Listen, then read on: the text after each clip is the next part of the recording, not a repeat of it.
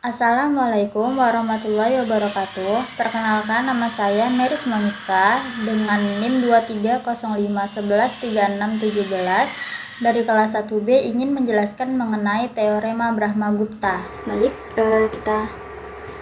bunyi teorema Brahmagupta ini adalah pada sembarang segitiga siklik A, B, C, D dengan panjang A, B, C, dan D, luas daerahnya dapat dihitung dengan rumus berikut. Nah, jadi dalam teorema Brahmagupta, luas ABCD dihitung dengan rumus akar dari S dikurang A dikali S kurang D dikali S kurang C dan dikali S kurang D, dengan S itu sama dengan 1/2 dikali A tambah B tambah C tambah D.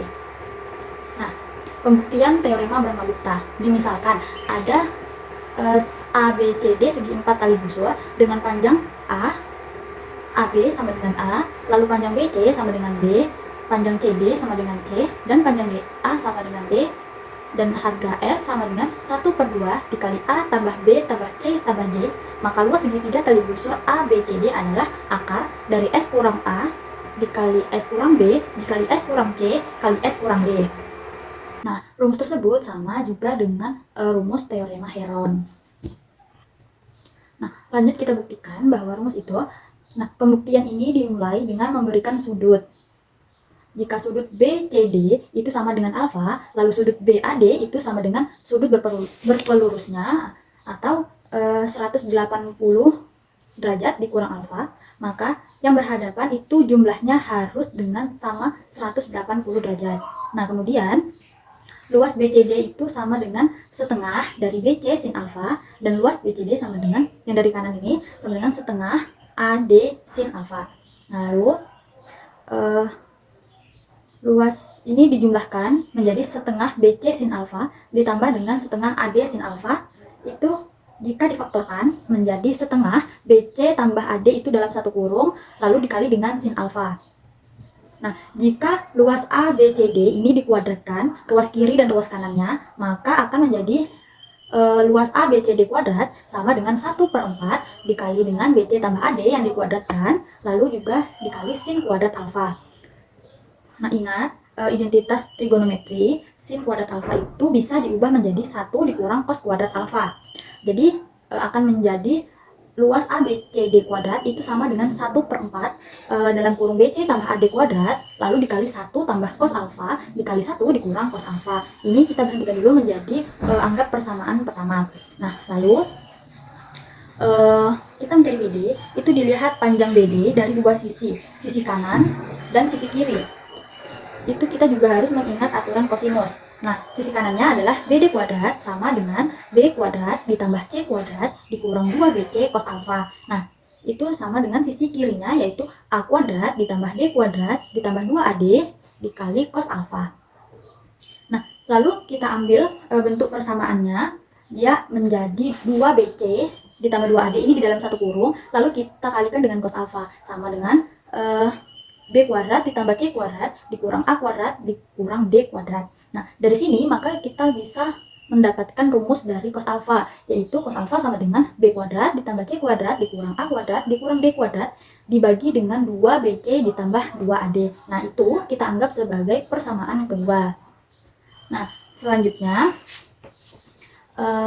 kita akan mensubstitusikan persamaan kedua ke persamaan pertama, di mana luas ABCD kuadrat ini kan sama dengan tadi sama dengan 1/4 BC ditambah AD dikali kuadrat dikali dengan 1 ditambah cos alfa dikali dengan 1 dikurang cos alfa. Nah, kita juga sudah tahu tadi bahwa cos alfa itu adalah B kuadrat ditambah C kuadrat dikurang A kuadrat dikurang D kuadrat per 2AB ditambah 2AD. Maka dapat langsung kita substitusikan menjadi 1/4 dikali BC ditambah AD yang dikuadratkan, lalu dikali dengan 1 ditambah B kuadrat ditambah C kuadrat dikurang A kuadrat kurang D kuadrat per 2AB ditambah 2AD.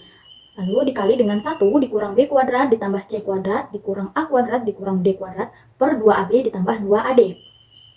Nah, ini 1 ditambah B kuadrat itu kita akan samakan penyebutnya terlebih dahulu. setelah disamakan penyebutnya, maka akan menjadi 1/4 dikali BC ditambah AD kuadrat, lalu dikali, jika kita samakan penyebutnya, maka akan menjadi 2BC ditambah 2AD ditambah B kuadrat ditambah C kuadrat dikurang A kuadrat dikurang D kuadrat per 2AB ditambah 2AD. Lalu dikali dengan samaan yang ini juga kita samakan penyebutnya menjadi 2BC ditambah 2AD dikurang B kuadrat dikurang C kuadrat ditambah A kuadrat ditambah D kuadrat per 2AB ditambah 2AD. Nah, lalu dari sini kita bisa mendapatkan BC ditambah AD-nya kita, maka habis ya. Ini 2BC ditambah 2AD per, ini kita habis berarti. Lalu dia akan menjadi persamaan seperti ini. Jadi 1/16 ini dikali dengan B tambah C kuadrat dikurang A kurang D kuadrat. Nih, lalu itu kurung siku dikali dengan A tambah D kuadrat dikurang B kurang C kuadrat. Nah, dari sini kita mendapatkan bahwa 1/16 dikali B tambah A tambah C kurang D dari sini. Lalu dikali dengan B tambah C dikurang A tambah D dari sini. Nah, dikali dengan yang sebelah sini. Seperti ini jadinya. Nah, setelah itu kita ingat kembali bahwa S ini sama dengan A tambah B tambah C tambah D per 2. Itu dengan kata lain bisa juga ini S dengan 2 ini kita kali menjadi 2S itu sama dengan A tambah B tambah C tambah D. Nah, dari persamaan sebelumnya, maka kita dapatkan luas A B C D kuadrat sama dengan 1/16 dikali B ditambah A tambah C dikurang D dikali B tambah C kurang A tambah D, lalu dikali lagi dengan A tambah D ditambah D dikurang C. Maaf, ini seharusnya B, ada kesalahan sedikit, lalu dikali dengan A ditambah D dikurang B tambah C. Nah, dari sini kita kan tadi mengetahui bahwa 2S itu sama dengan A tambah B tambah C tambah D. Nah, karena ini dikurang D, maka kita juga harus mengurang dengan 2D. Jadi menjadi 1/16 dikali 2S, ini adalah 2S, namun karena di sini D-nya dikurang, maka kita kurang dengan 2D. Sama juga seperti yang ini ibaratkan dengan 2S, namun karena A-nya di sini dikurang, maka kita kurang dengan 2A. Nah, ini juga sama dengan hal ini, karena ini dikurang C, maka sini 2S dikurang 2C. Ini karena B yang dikurang, menjadi 2S dikurang 2B. Maaf, ini ada seharusnya di sini B. Seperti itu. Nah, selanjutnya, ini menjadi sama dengan 1/16. Ini 2-nya kita keluarkan, semuanya 2 kita keluarkan menjadi 2 kali S kurang D dikali 2 kali S kurang A dikali 2 kali S kurang C dikali 2 kali S kurang B. Nah, ini kita bisa bagi 2 dikali 2 kali 2 kali 2 kan 16. Kita coret dengan yang 16 ini. Habiskan menjadi S kurang A dikali S kurang B dikali S kurang C dikali S kurang D. Nah, ini kan masih dalam luas ABCD kuadrat. Untuk menjadi luas ABCD saja, maka kita akarkan menjadi luas ABCD sama dengan akar dari ini. S dikurang A dikali S kurang B dikali S kurang C dikali S kurang D. Nah, maka terbuktilah teorema Brahmagupta tersebut. Nah, kita bisa lanjut ke contoh soal.